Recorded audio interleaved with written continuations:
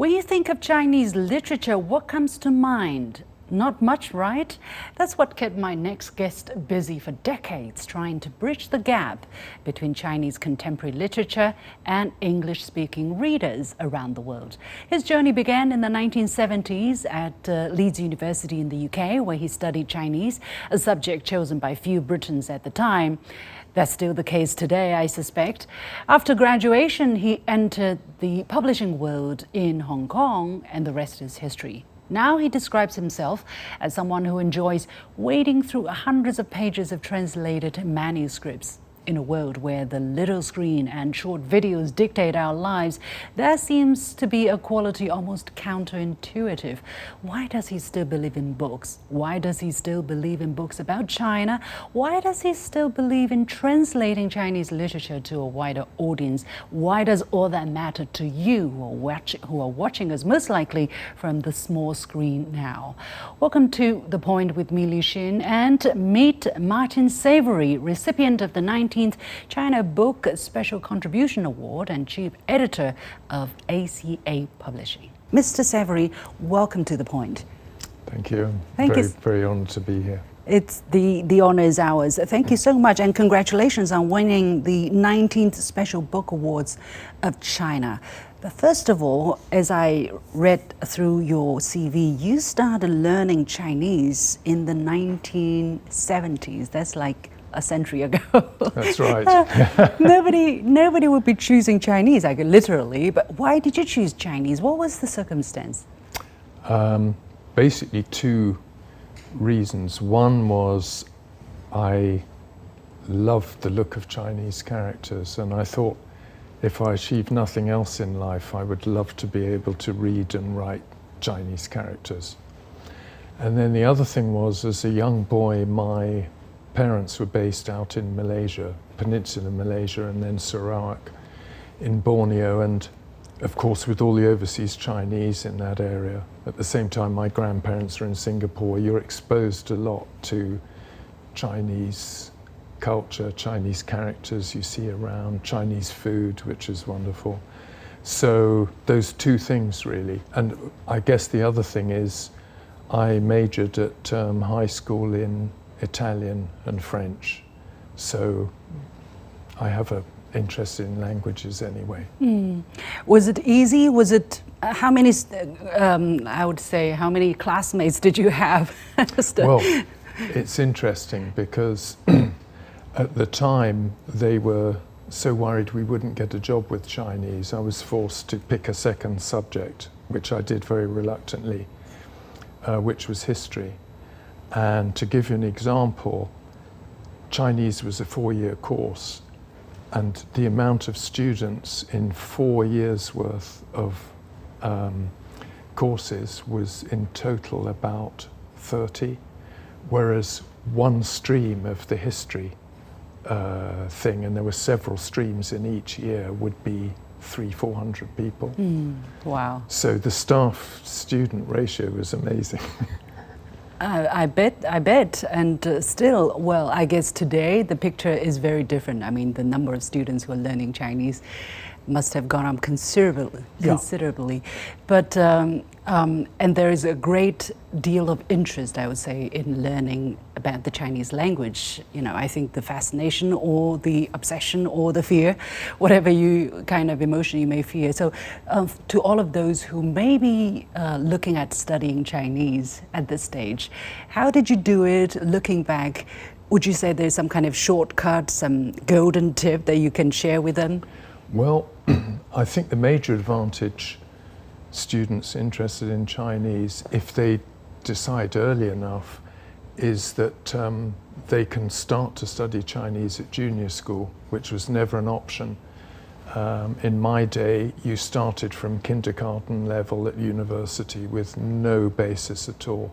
So now if someone's 15 or 16 and they decide they're interested in Chinese, they can get some sort of basic introduction at high school before they go to university. So it was even more difficult for you back then, because you had because zero. You start from zero, literally. So how did you do it? Well, you just start from scratch and get into it. The other thing, which would seem very strange to people now is not only did we not have computers or cell phones, we didn't even use typewriters. 70s. Everything was I mean, handwritten. right. So we would make up hundreds of our own flashcards and you know, to try and memorize characters. But it was nice because you got to write them, and I used to use a paintbrush. I'm no calligrapher, but just a paintbrush so that you could have some fun with the characters. Was it difficult? Because for a lot of people, one of the myths about learning Chinese is that it's very difficult. I always say to people, it's not difficult, but it's time consuming, because there's a wonderful logic to the characters, as you know, with the radicals. You know, you combine the radicals, so like Lego blocks. yeah, so although there's thousands of different characters, when you learn the building blocks, and you have to do that to be able to use the Chinese dictionary, there's a very clear logic there. So I'd say it's very time consuming. So and some aspects of Chinese are quite easy compared to other languages. For instance? For instance, I speak French and some Italian and Spanish, and declining verbs and masculine and feminine nouns, and getting that right, and plural forms. Chinese in that way is terribly simple. You know, there's very little declension of verbs or having to remember whether a table is masculine or feminine, and all that stuff. The toughest thing for me is actually the spoken language. So I was very focused on the written, and I still am today. The problem for a foreigner is there's so few Chinese sounds that you can hear, you know, see and see and see and see, and they mean completely different things. But when you see the character, well, if you know the character, you see exactly what the meaning is. So I find it to this day much easier to read Chinese than to listen to it and comprehend it. Do you think you overcome that challenge, or do you think it's still work in progress? My Chinese is really not that great, the spoken Chinese, but I just love the written language, and so I've spent over the decades so much time, and any time I see a character I'm not sure of, I look it up. Yeah. And of course now on an iPhone it's super easy. You know, you just have to, if you don't know the character but you know the pinyin, boom, you're right there. It's so quick and easy. So you mastered the reading and writing, I guess, writing as well. Yes, yeah. Yeah. For a lot of people, especially young people today, that's the hard part. Because yes, it's funny.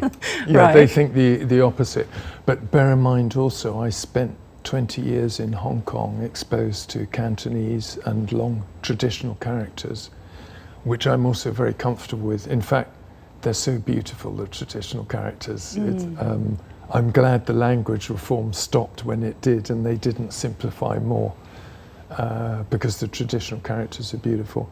So my spoken Cantonese is probably as good or better than my Mandarin. But the reason why I asked you about reading and writing is because a lot of people find that to be very difficult, especially, you know, it's a totally different system, and then there is a certain order that you have to follow when you write a character. Oh, for yeah, a lot the of people stroke order. Yeah, absolutely. For a lot of people, it doesn't make sense at all. So how did you master that? Is it purely by hard work, by repetition? It's hard work, but as you know, unless you have a huge enthusiasm for something, it's very difficult to be good at it. And I just love not only the characters, but the process and the rigid stroke order, and identifying the radicals to guess a character if you don't already know it, which sometimes you can do if you know the radicals. You can guess pretty much. Yeah. Like bright, you know, Ming with the sun and the moon. You could sort of guess that once you have a certain amount of knowledge, or you could remember it very easily. So by what level, sorry to interrupt, by what level, by which point was there a moment where you're like, I can do it. I can read. It's like you go up a whole different level, and Yeah. from there on, the world of Chinese kind of opened up to you. That's an interesting question, because after 4 years studying at university, I didn't feel still that confident like reading a newspaper or reading a magazine article. But when I got to Hong Kong, I got a great job editing translations of like Chinese media from Chinese to English. And I did that for 3 years. And so with 4 years study at university, 3 years working with Chinese characters and translations, and then in Hong Kong being exposed to characters everywhere and newspapers and magazines.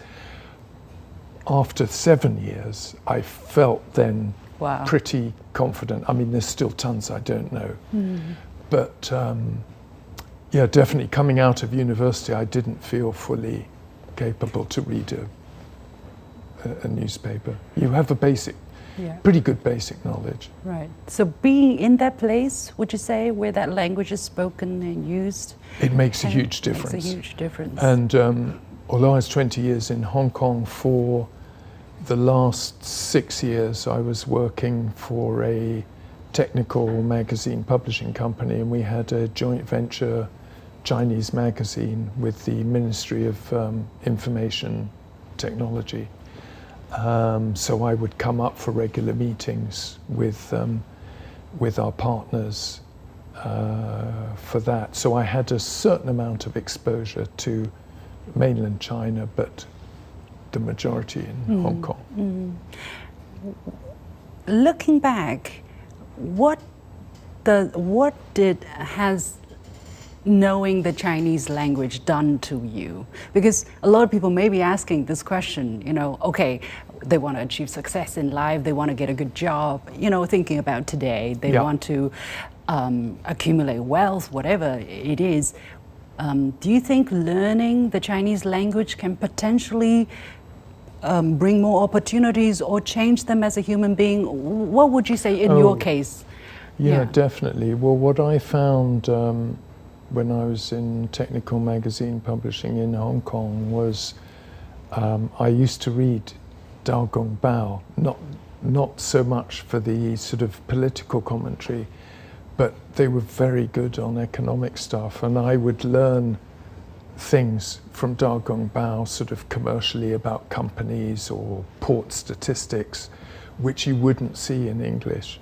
So it gave me a real edge, and in fact at the time I was involved with a shipping and aviation magazine, it was cargo and transportation, and I used to get some great stories from the Chinese media, which you would never see published in English.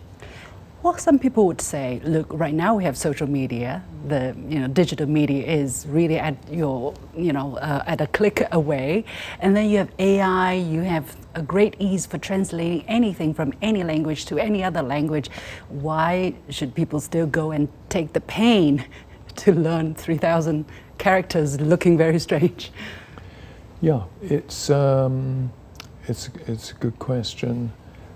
I think you just get a lot more insights. For instance, the way Chinese characters are formed, you sometimes get a lot of meaning. For instance, for scientific terms, if I look at the Chinese, I understand better than if I look at some Latin word that I'm not familiar with, or English word, because they break it down into sort of layman's terms almost. There's you just get a lot of unique insights. And for instance, I'm sure you know yourself, the output of something like Xinhua in Chinese and English would be different, and you would gain more different insights from Xinhua Chinese piece perhaps than an English language piece. So there's all sorts of aspects to it, but for me it still comes back to, like, Chinese writing is not just writing and information, but it's actually art. I mean, there's a reason calligraphy is so meaningful, and you can hang calligraphy like you would a painting, you know, of one of the great masters, and you can't do that with English. You sort of write a text and it looks exciting and interesting. So there's a lot of levels to it, I think. But obviously you have to have a lot of interest, and part of our job is to try and stimulate that interest, right, you know, by translating stuff into English so that people understand a little bit more. Well, I'm going to say I'm a great fan of translation. I studied English language and literature, so if nothing went wrong, I should have been a translator, interpreter instead of, you know, a journalist. But I enjoy this job tremendously. Yes. But people would say today, look, you have AI. Again, the example of Xinhua's Chinese text and Xinhua's English text. You don't understand the Chinese language. Okay, with a click of the mouse, you can have the AI translated version of Xinhua's text in Chinese. Yeah. So why still taking that pain? And it's years of work. Yeah, well, I think if you're talking about news, current affairs, that sort of thing, statistics about industry, the machine translation can work very well. Once you get to literature, it can also work quite well, but the other thing is AI is not 100% foolproof. So if you just want basic news and there is a few errors in there, it probably may not matter. But if you're getting into a really interesting novel, it's quite important, the detail. And AI is funny because sometimes it will get complicated things perfect. And then when I'm reading through, I see a name, a Chinese name, and you can see the pinyin. That's not pinyin, it's wrong. So you have to go back, check the character. So it's funny. You know, in a lot of respects it works, and then in others it really doesn't. Maybe that will change because it's early days in AI. Right. But at the end of the day, you know whether AI gets it right or wrong because you have that knowledge. Well, I think the human interface, whatever field it is, if you're an expert in a field, it could be anything. It might be a scientific discipline, battery manufacture. You will be able to look at the AI and quite quickly spot if there's an error. And that's the thing. It's yeah. Well, let's talk about publishing, right. which is what we came here for. Right. But you are doing. You're chief editor of ACA Publishing, and let's go straight to it. You're publishing a lot of novels. That's the Right. heavyweight, and by contemporary Chinese writers. Yes. Fictions. Mostly. Yeah. And then you translate that manually, not by AI, but by people who understand both languages, and then try to sell out. And you're doing that still primarily in physical form, physical book forms. Yes, although with our sort of platform that we use, for every print book we produce, without a lot of extra work, we can produce an ebook. Yeah. But the ebooks, for a while, they looked like they might displace a portion of the print books, but then they seem to fall out of favor. So primarily you're still focused on the physical. We're very focused on the physical books. And you're surviving. We're surviving.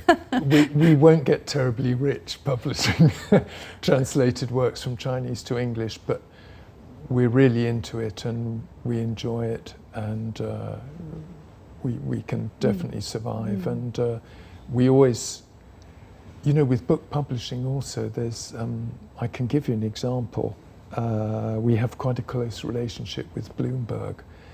And when they published Harry Potter, they had no idea that was going to be big. You know what their print run was the first time? 500 copies. Wow.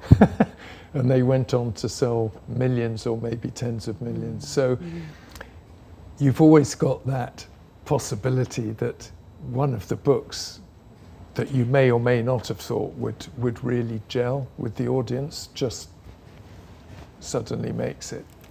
Why Chinese contemporary literature? Well, we like to differentiate ourselves a little bit from the other stuff that's out there. So one differentiating factor for us is we don't publish anything other than Chinese translated material. We don't deal with any other languages, and we don't deal with any other subject matter.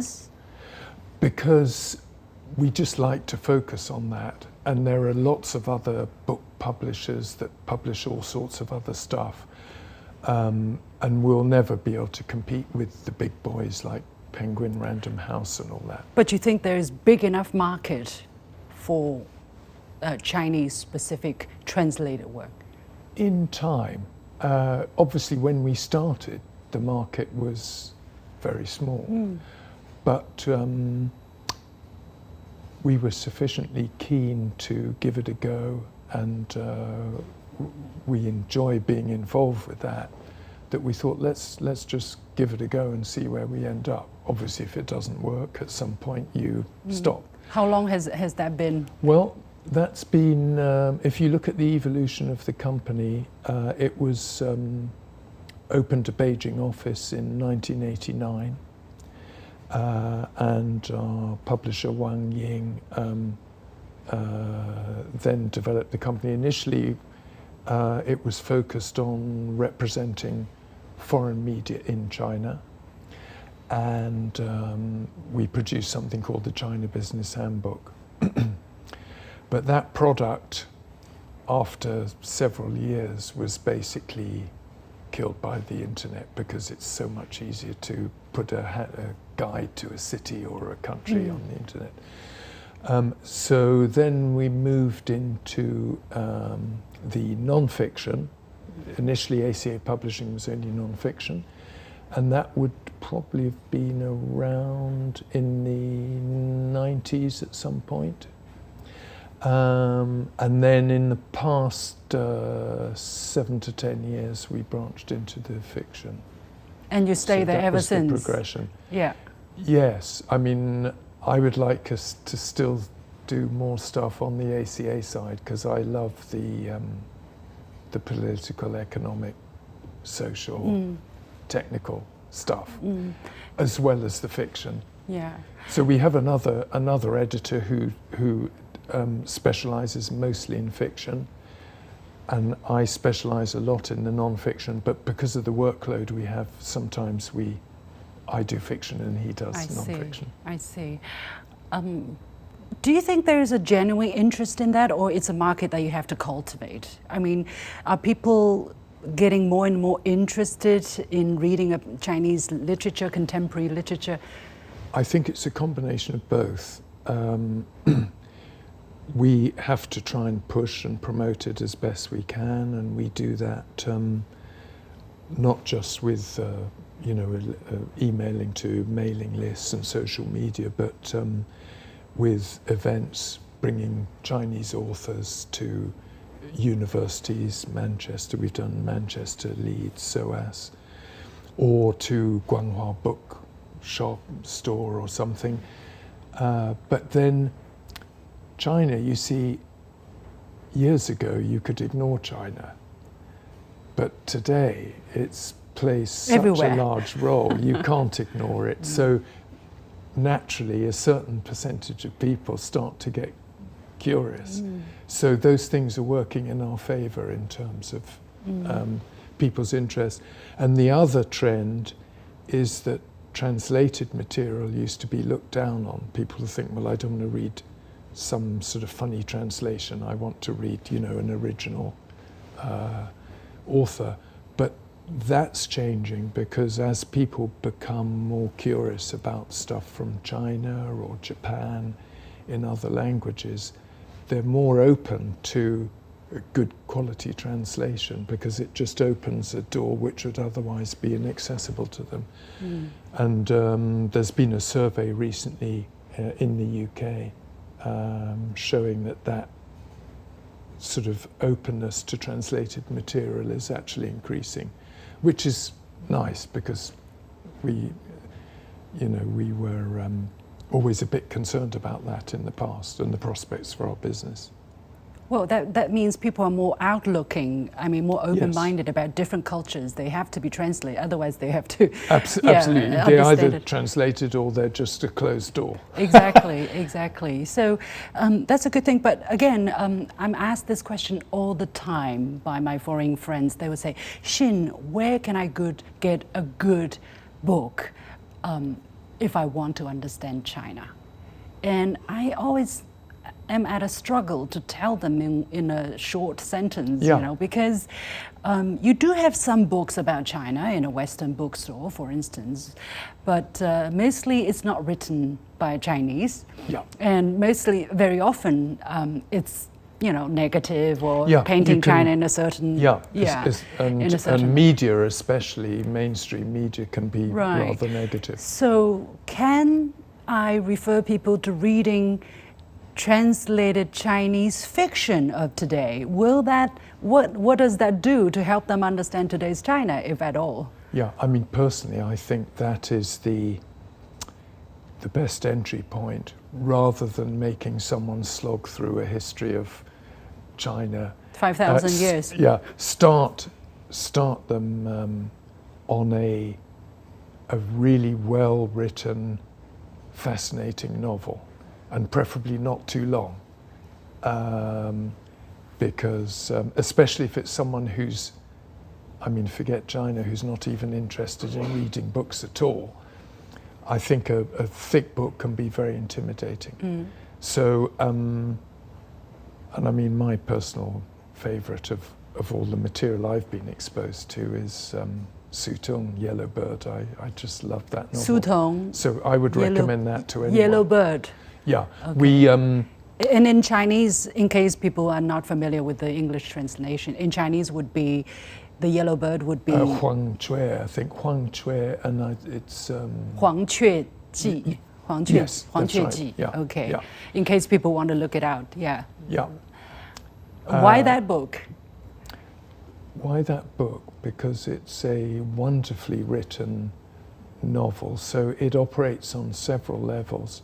One level is it shows you the day-to-day life in a small town in rural China, the traditions, the sort of interesting characters you bump into on the street. So it sort of opens a window into Chinese life, which again, the average Westerner would all be brand new and quite interesting and exciting, I think.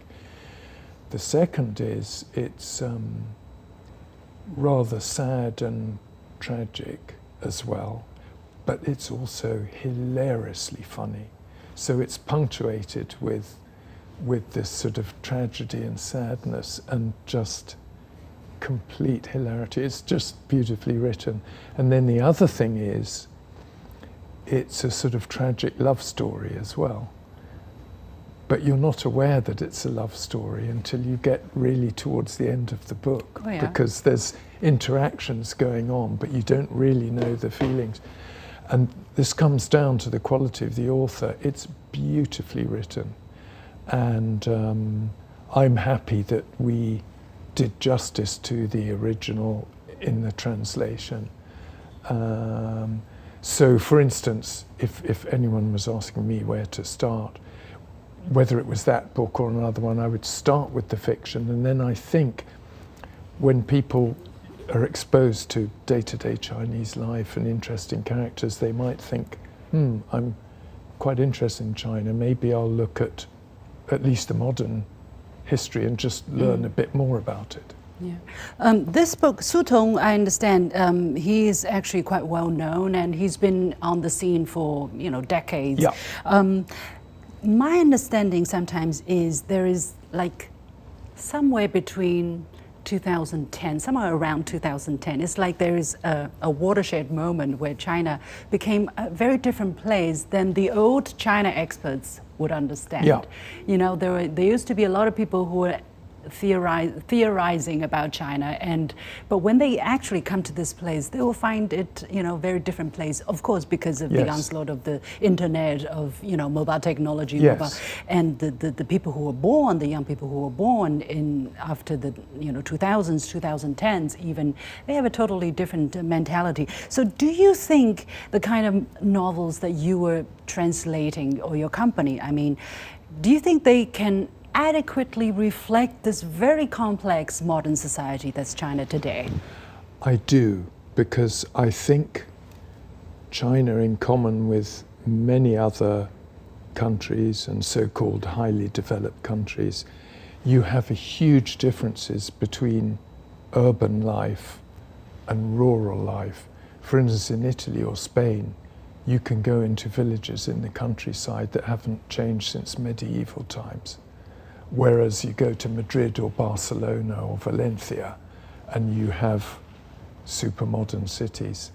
So I think you get that sort of schism in all countries if you go deep enough into the rural side. But of course, most of the news you get is sort of focused on cities. Most people, when they travel, go to the big cities. So I think it is relevant. I'm sure in China, as elsewhere, that life can be very, very different in the countryside today than in the cities or the towns. What about the translation work? You talked about top quality translation work. How can you make sure that, because to translate a novel is a difficult thing. Yes. Yes, it is. You have to be a literary master yourself as a translator in order to bring out that beauty, and then to make your target audience understand you and the nuances to the best extent possible. Yes. Well, you're absolutely right, and that's why translation is sort of part art, part sort of mechanical. And you have to interpret things, because certain things in Chinese would be very difficult to convey adequately in English. And you may need to, a word or a small phrase in Chinese, you may need to either put a footnote. Personally, I don't really like footnotes, because when you're involved in a novel, you don't really want to be like thumbing through.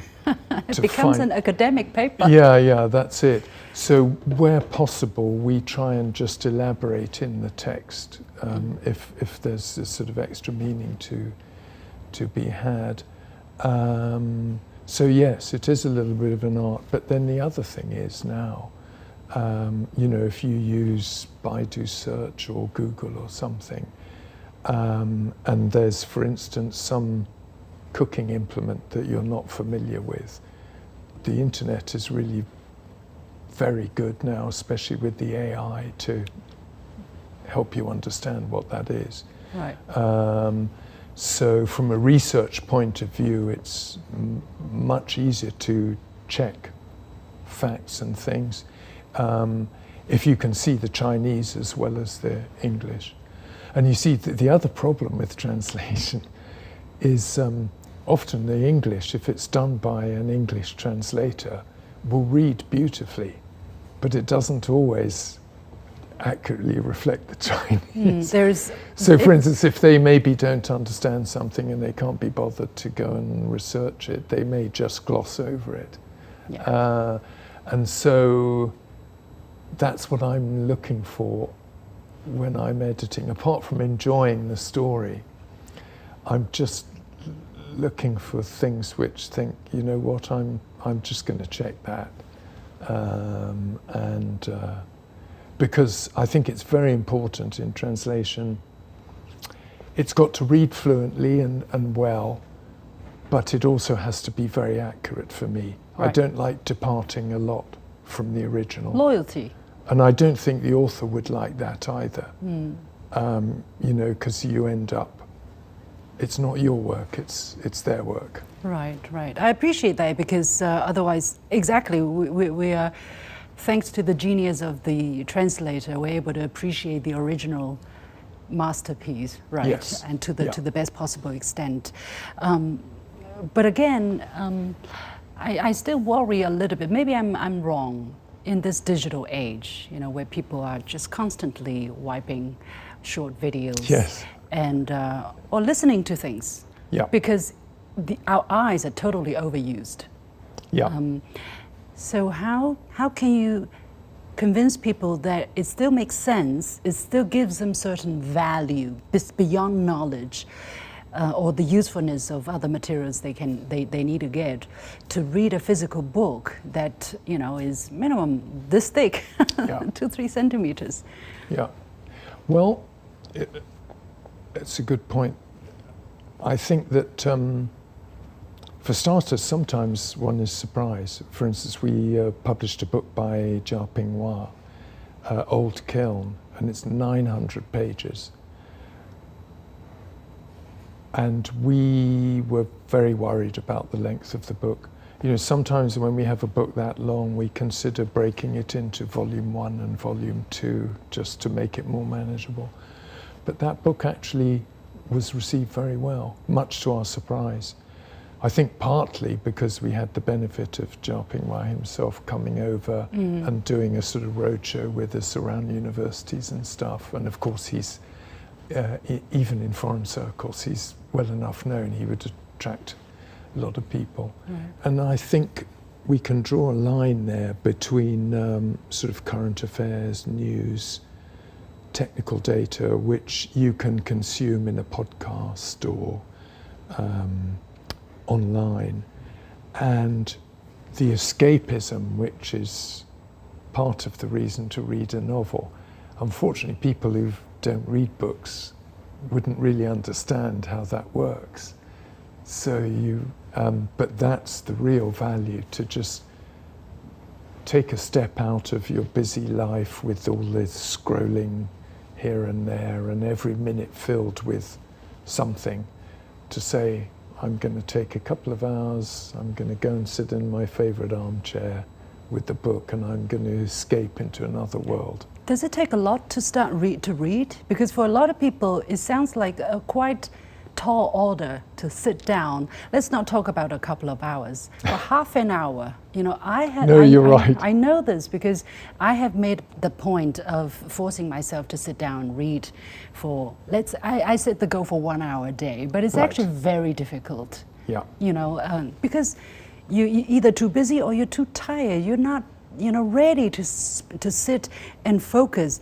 But the magic is, for me, the moment you go in there, then you get sucked in, then you and get it's sucked easy in. to Then make it's the easy. time. Yeah, That's exactly. right. And there are some books you just can't put down, because despite my profession, I'm actually quite a slow reader. I don't like doing speed reading, skimming. I like to really dwell on what I'm reading. Are there any special techniques that you use so that you can enjoy a book more easily, that you can share with other people? Well, The physical book, I mean. mainly I don't try and race through it. I like to just read slowly every word and absorb it.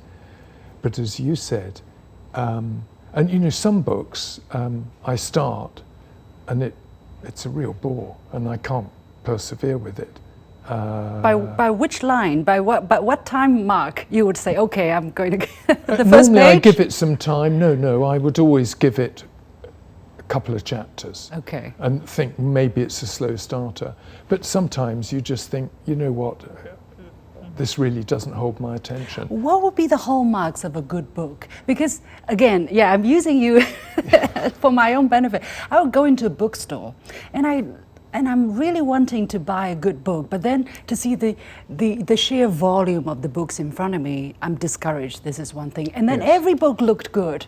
And then I'm like, okay, in the end I walk out empty-handed. But I'm sure there are some good books. How would you pick a good book? Well, funnily enough, I rarely go into a bookstore and try and find a good book.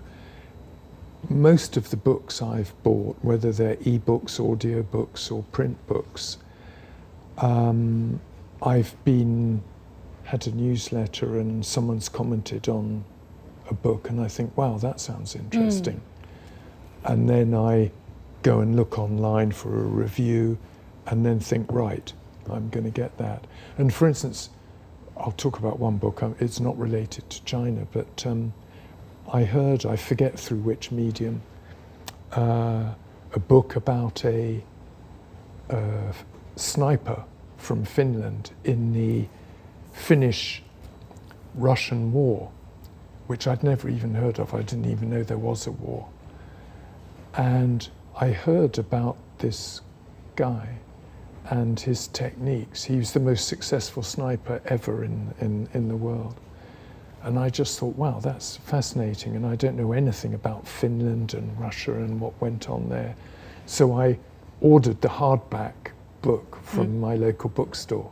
But so that's an example, whereas I would rarely, maybe at an airport I might wander into a bookstore and just see if there's something to read on the plane. Yeah, I see. And then I get, the cover has, and again, when we're producing ourselves, we're aware of that.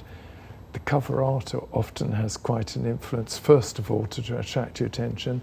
Then you go to a sort of blurb or review on the back, or and see if that piques your interest. So it's a very sort of roundabout process for me, anyway. Yeah. Well, you're like a book connoisseur, like well, a wine I don't connoisseur. know whether I'm a book connoisseur, but that's how I operate. Yeah.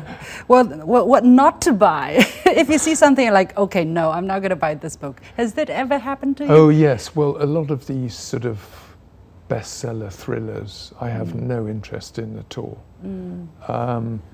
It's sort of often very shallow and I think written for people with short attention spans, to be honest.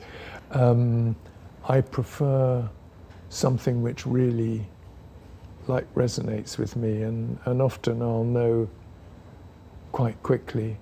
And most of the books that I get into I really love, but now and then, for instance, I'm a big fan of Elon Musk and all his technical stuff. And he goes on and on and on about this book, Hitchhiker's Guide to the Galaxy, and all the hidden meaning. Very famous one. But I tried, I thought if Elon is into it, it must be quite interesting. And I tried several times, I just couldn't get into it. Well, it seemed too abstract. I know here in China, by the way, that sci-fi and stuff is quite big. Book is almost like a cult book. That's right. But I'm actually not into sci-fi. I like real science. I mean, some of the things going on are almost like sci-fi in reality. But I'm not into abstract sci-fi. So I just haven't been able to get into the book. I wish I could. You tried? Yeah, I've tried 3 times and given up every time. Several chapters into the book? Oh, many chapters into the book. Yeah, and I just, maybe it's the writing style. It seems very haphazard to me and disconnected, and it doesn't paint a picture for me, a world that I can immerse myself in. If you have the opportunity to introduce contemporary Chinese literature to the people watching us on social media, how would you describe it? Because just now you said haphazard, you use certain adjectives to describe Hitchhiker's Guide. Yeah, the way I would describe it is there are a lot of wonderful Chinese authors which people outside China will never ever hear of or discover unless they read them in translation. And it opens up a whole world of experience. Like if you've never traveled to China, if you read some of these books by Jia Pinghua or Feng Jicai or Su Tong, you sort of almost feel you've been to a part of China and experienced life there. So it's a real eye-opener, and it's a reason to read a book, really. Do you think it can provide knowledge or inspiration or thought-provokingness to the English-speaking readers? Absolutely. And I think any culture, whether you're reading a Chinese book in translation or a Spanish book in translation, or I also love Japanese books in translation. Although obviously having studied Chinese, I can recognize kanji. I don't know Japanese. And there are some wonderful books on Japan in translation. And again, without the translation, I'd have no...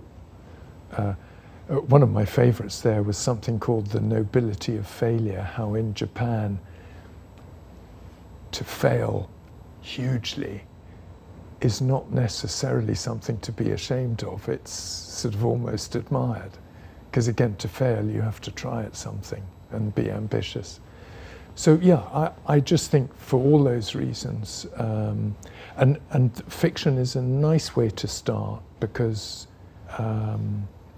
you don't have to get deeply into philosophy or culture of Chinese traditions, but you're exposed to it anyway through the novel.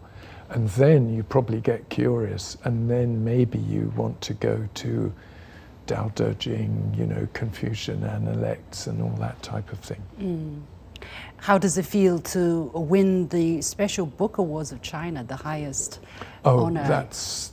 It means a lot to me, because the nature of the work that we do is you're not in the public eye.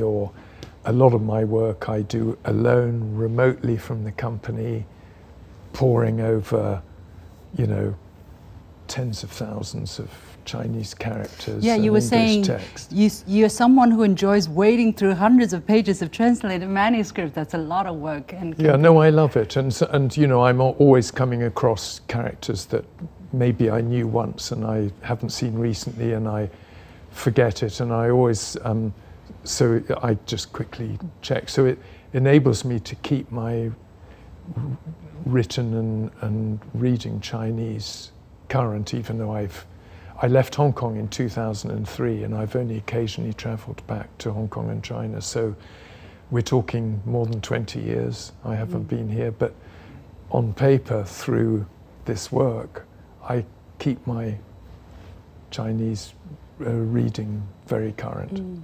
No, by that I actually mean it's a lot of unknown hard work, you know, and it's... Yeah, but to me it's never really been just work, the Chinese characters. It's almost like a hobby. I just love delving into them. And with the modern things you have now on iPhones and stuff, you know, if you want to practice a character in the stroke order or check, even today, after all these years, a character which I'm very familiar with, and I think I know the stroke order, and just when I'm playing around, because it's fun doing these things on the screen, I think, oh, bloody hell, I've got that, sorry, excuse my language, I got that stroke order wrong, you know, and so yeah, it's a constant sort. So it's not like work for me, it's like a hobby. And to be recognized. And the recognition is wonderful, because otherwise, as I say, you're out of the limelight, beavering away, doing your stuff. And it's really nice to know that the work is appreciated, and we're playing a very small role in bringing Chinese culture and knowledge to English speakers.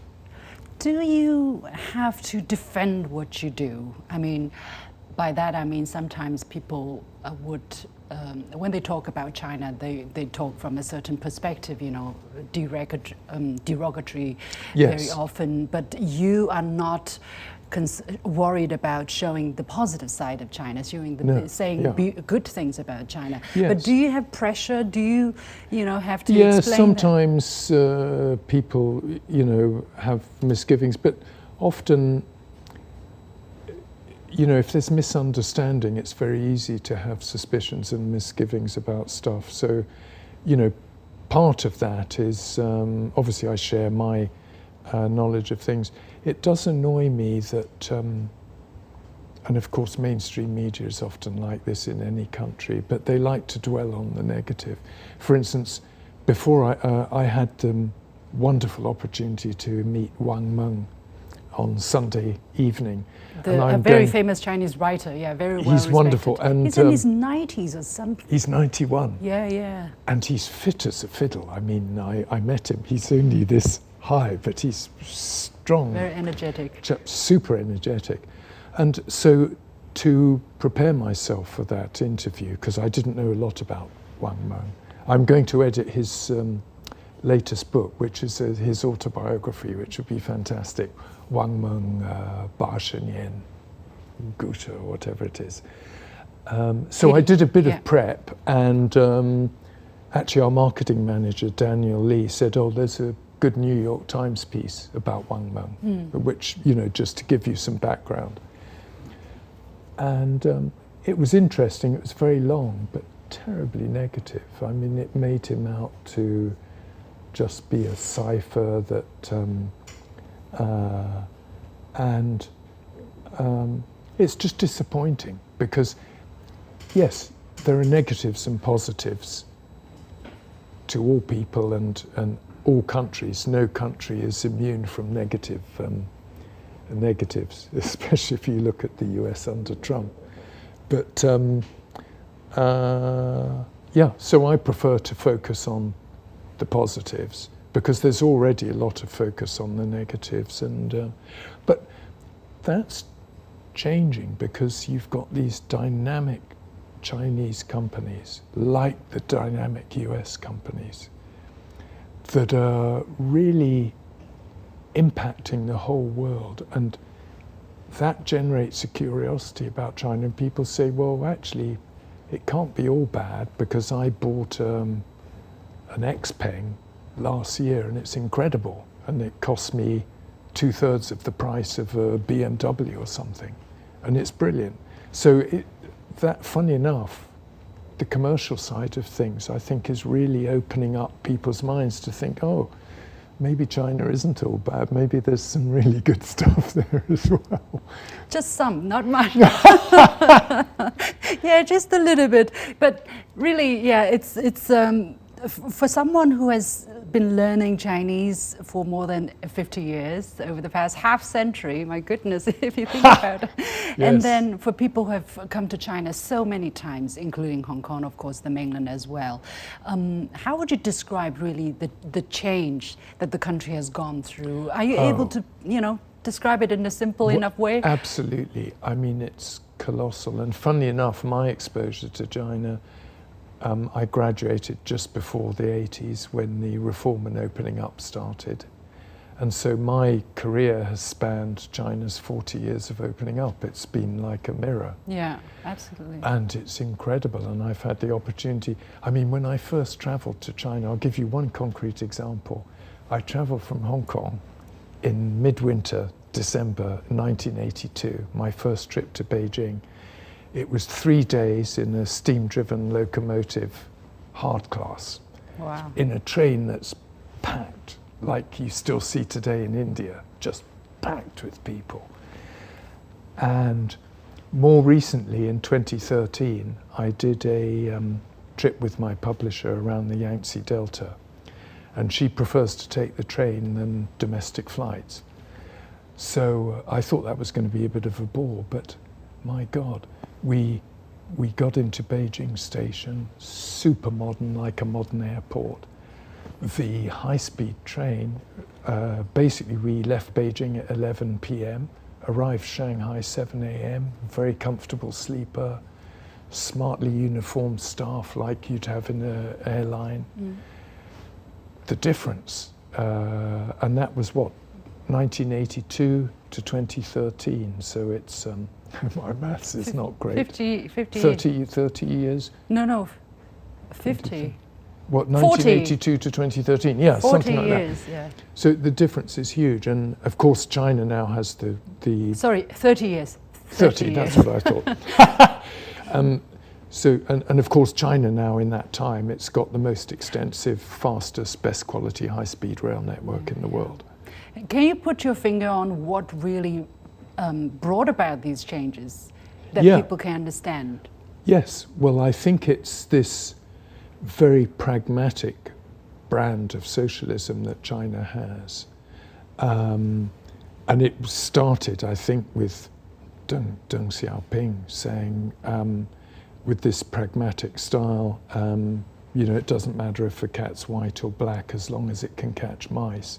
You don't see that in other places like the Soviet Union or Cuba, other socialist run countries. And you certainly don't see the progress that's been made in China in those other socialist countries. So they, in a way, they've given socialism a bad name. When you look at the results in China, you have to conclude that they're getting something right. Some people, whether you like it or you don't like the politics. And of course, politics now, even in the West, is so polarized. People can't have a conversation and remain friends if they're on the right or the left. It's crazy. Whereas you should be able to have a sensible discussion with someone who has a different point of view and remain friends.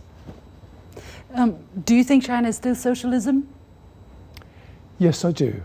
I think it's socialism, but it's a very pragmatic brand of socialism.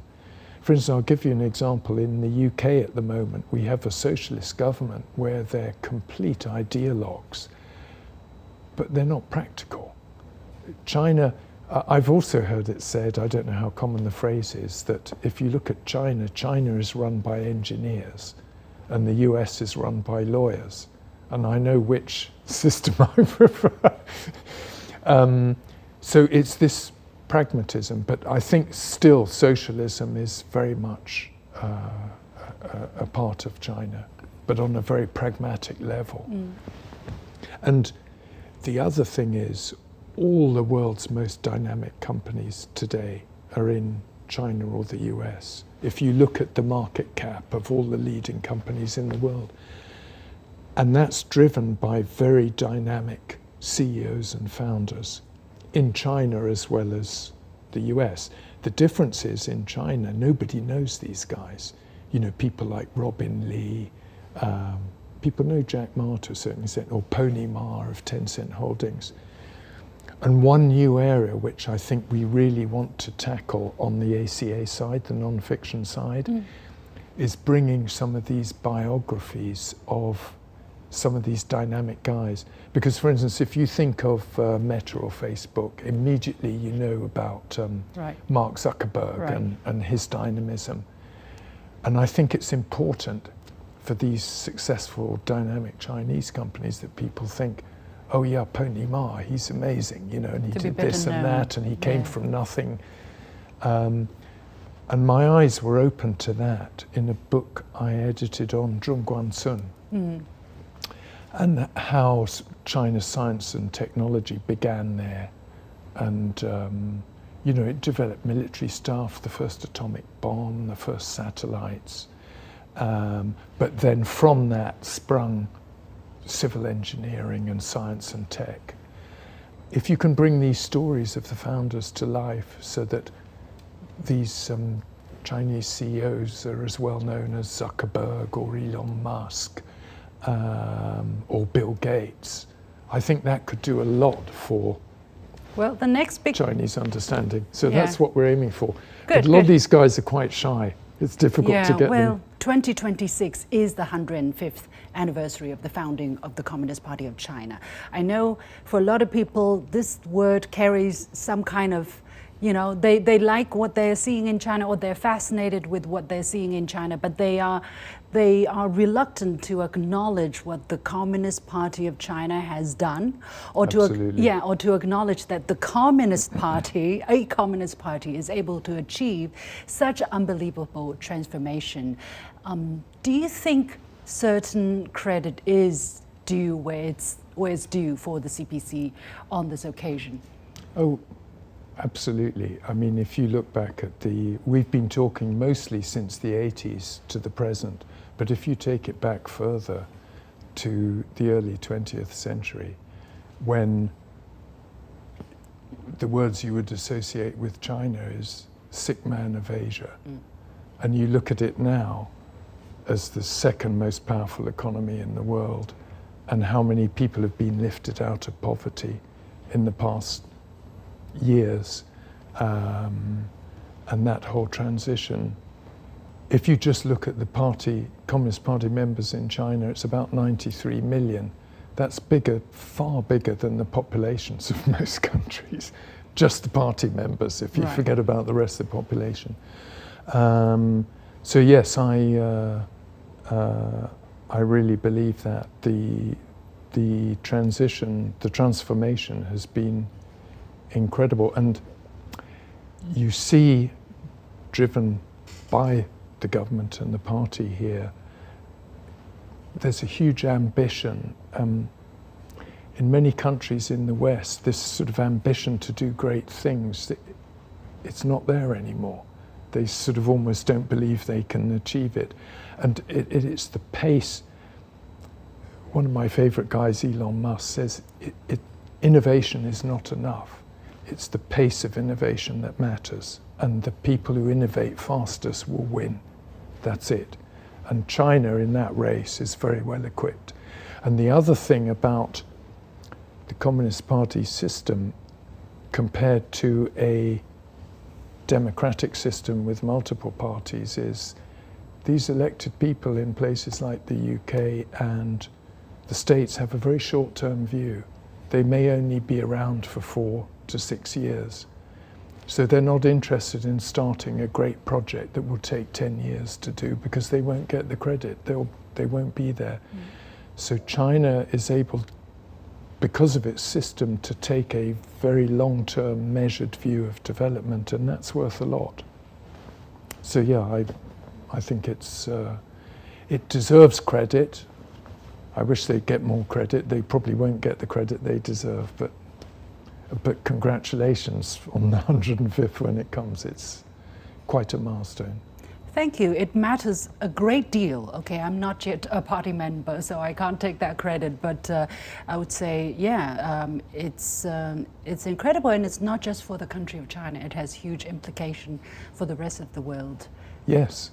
Right. Well, so in a forum we had, the United Arab Emirates is the publishing partner for the Beijing International Book Fair. We had a very interesting professor from a university in the UAE, and it was very funny in the forum where the minister Li was.